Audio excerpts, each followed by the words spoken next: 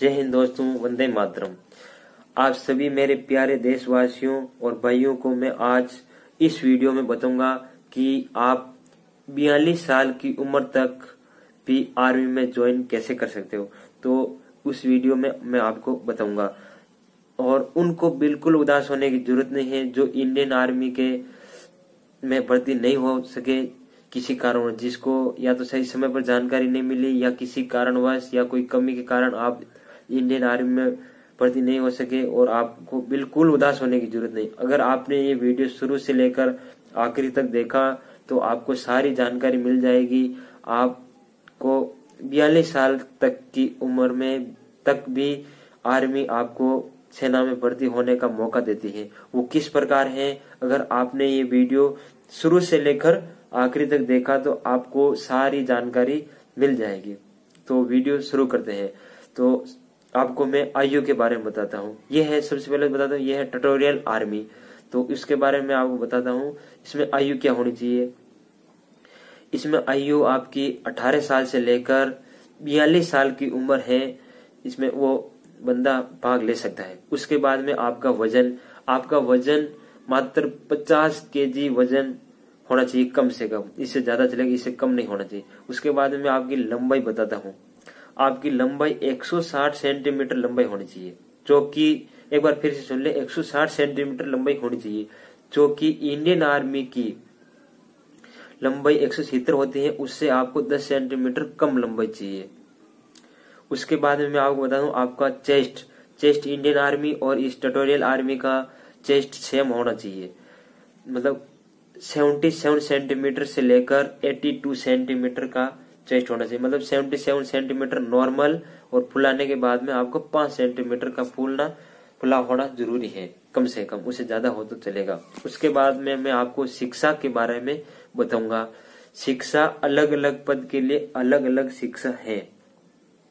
सबसे पहले मैं आपको टीए के ट्रेडमैन पद के बारे में बताऊंगा, उसके लिए क्या क्या योग्यता चाहिए शिक्षा की। उसके बाद आप मात्र सिंपल 8वीं पास हो तो आप ट्रेडमैन के पद के लिए आप भाग ले सकते हो। उसके बाद में आप 10th पास हो या ITI पास हो तो भी आप ट्रेडमैन का आप देख सकते हो। उसके बाद में आपको मैं बताऊंगा कि GD पद के लिए क्या क्या योग्यता चाहिए। अगर आप 10th पास हो तो आपको कम से कम 45% अंक होने चाहिए 10th के अंदर, और सभी सब्जेक्ट के अंदर 33 मार्क्स होने जरूरी है। मतलब किसी भी सब्जेक्ट के अंदर आपका ग्रेस नहीं लगा होना चाहिए।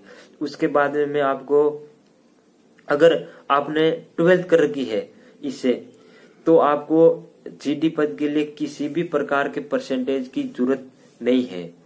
आप GD पद के लिए भाग ले सकते हो। उसके बाद में मैं आपको क्लर्क पद के लिए आपको मैं बताता हूँ क्या क्या योग्यता चाहिए। आप 12th पास हो और आपके 50% अंक के साथ पास होना चाहिए। उसके बाद में आप सभी सब्जेक्ट के अंदर 40 अंक होने चाहिए, और आप किसी भी सब्जेक्ट के अंदर आर्ट्स, साइंस, कॉमर्स, आप किसी भी सब्जेक्ट के अंदर पास किया होना चाहिए। आप क्लर्क पद के लिए भाग ले सकते हो। अगर फिर समझ में नहीं आया बता देता हूँ। क्लर्क पद के लिए आपको 12th की होनी चाहिए, और 12th के अंदर आपके 50% मार्क्स होने चाहिए। उसके बाद में आपके सभी सब्जेक्ट के अंदर 40% मार्क्स होने जरूरी है, और आप किसी भी सब्जेक्ट मतलब विषय के अंदर, जैसे आर्ट्स हुआ, साइंस हुआ, कॉमर्स हुआ, किसी भी सब्जेक्ट के अंदर आप पास किए हुए होने चाहिए। उसके बाद में मैं आपको फिजिकल स्टैंडर्ड के बारे में बताता हूँ। फिजिकल स्टैंडर्ड, इसमें 1600 मीटर की रनिंग मिलती है। उसका टाइम मिलता है आपको 5 मिनट और 40 सेकंड का टाइम मिलता है। 1600 मीटर रनिंग मिलती है, उसका टाइम 5 मिनट 40 सेकंड मिलता है। रनिंग थोड़ी इसमें ठप होती है क्योंकि ऑल इंडिया के लड़के आ सकते हैं। इसमें 4 प्रकार के जोन होता है, 1, 2, 3, 4। उस जोन के बारे में मैं आपको बता दूंगा कौन से जोन में कौन कौन से राज्य आते हैं। तो उसके बाद में मैं आपको बताता हूँ। आपको लंबी कूद 9 फीट होती है, वो 9 फीट का खड्डा खोदना है, उसके बाद में 10 बीम लगानी है और उसके बाद में जो जिग जैग बैलेंस होता है उसके ऊपर बैलेंस बना के आपको चलना है। ये सब चीजें नॉर्मल है।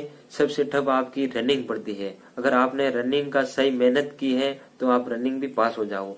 उसके बाद में आपको क्या क्या डॉक्यूमेंट्स कागज ले जाने हैं और क्या क्या आपको जरूरत पड़ती है तो मैं आपको बताता हूँ। सबसे पहले नंबर पे आपको बताता हूँ कि जो आपने शिक्षा प्राप्त की है, जैसे आपने 8 पास की, 8, 10, 12 जो भी आपने पास की है ITI या किसी भी प्रकार की, तो आपको शिक्षा का जो भी प्रमाण पत्र है वो आपको लेके जाना है। उसके बाद में दूसरे नंबर पे आता है आपका मूल निवास। आपका मूल निवास होना चाहिए, उसका सर्टिफिकेट आपको ले जाना है। उसके बाद जाति प्रमाण पत्र, आप किस कास्ट के हो उसका जाति प्रमाण पत्र ले जाना है। उसके बाद में जन्म प्रमाण पत्र भी आपको ले जाना है। उसके बाद 5वें नंबर पे आता है आपका चरित्र प्रमाण पत्र, करेक्ट सर्टिफिकेट, तो वो चरित्र प्रमाण पत्र भी आपको ले जाना है। उसके बाद 6ठे नंबर पे अगर आपने एनसीसी कर रखी है तो आप एनसीसी का सर्टिफिकेट भी ले जाना है।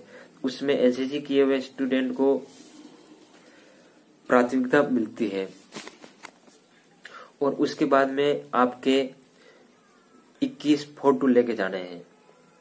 ये रहे हैं आपके डॉक्यूमेंट्स और मैं पूरी आशा करता हूं कि मेरे द्वारा दी गई जानकारी से आप संतुष्ट होंगे।